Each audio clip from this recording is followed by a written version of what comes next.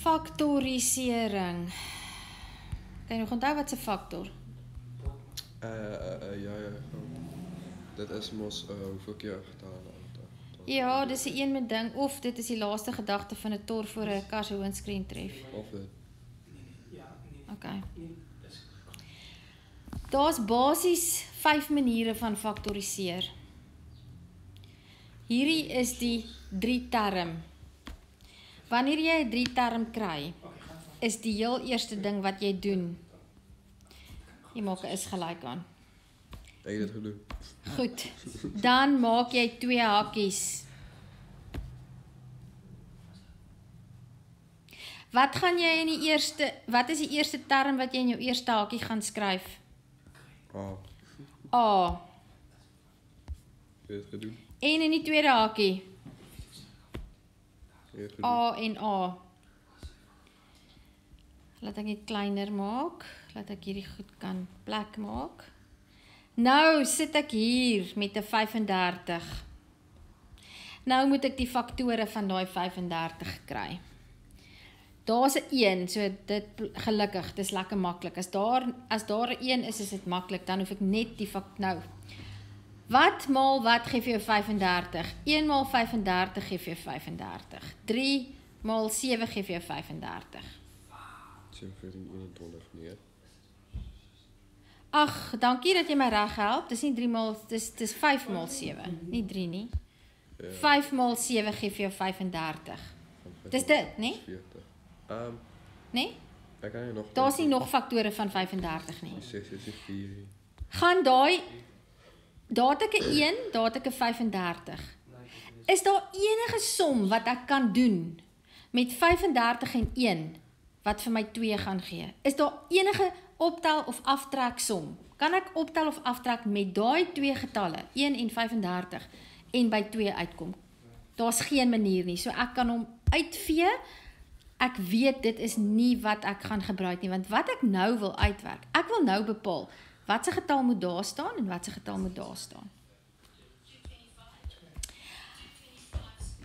Kan ek iets met 'n 5 en 'n 7 doen wat vir my 'n 2 gee? Jy kan. Ek kan. Wat gee vir my 7 minus 5 is mos vir my 2. Dis wat ek wil hê. Watter getal, so ek weet, ek gaan, daar gaan 'n 5 staan, daar gaan 'n 7 staan. Nou moet ek net uitwerk, wat gaan die teken wees? Gaan die teken positief, waar, iewers moet een van hierdie 2 getalle moet positief wees, want ek het daar 'n negatief. So een van hulle moet 'n negatief en een moet 'n positief wees. Watter een gaan negatief wees?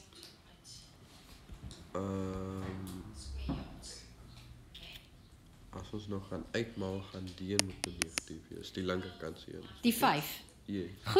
Goed, kom ons toets dit. Dan moet kom ons toets dit. Jy het nou gesê, die minus 5 moet die negatief wees. So kom ons maal gou uit. A maal A is A kwadraat. A maal plus 7A, né?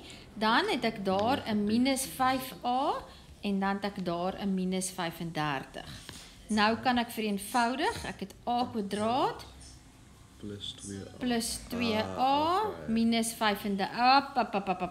Nope, not right. So die regterkant moet dan nie. Die groter een. Ek kan sommer vir myself al gesê het, shit ou, ek wil 'n minus 2 daar hê. As ek 'n negatiewe 5 het en 'n positiewe 7, gaan ek mos nie 'n negatief 2 kry nie. So, daai moet die positief wees, daai moet die negatief wees. En as ons nou dit gaan uitmaal, gaan dit mos. Kom ons maal hom uit. Ek hou van wat jy dink. Kom ons maal hom uit. O, poef, wat het ek nou gedoen? Laat ek net undo. Gaan net weg asseblief. La la la la la. Daar sê, skuif die hele ding. Ons het nou gesê, ons kry die antwoord A plus 5 in hakies, A minus 7. Kom ons kyk. Wat is A maal A? A kwadraat. Wat is A maal minus 7? Minus 7A.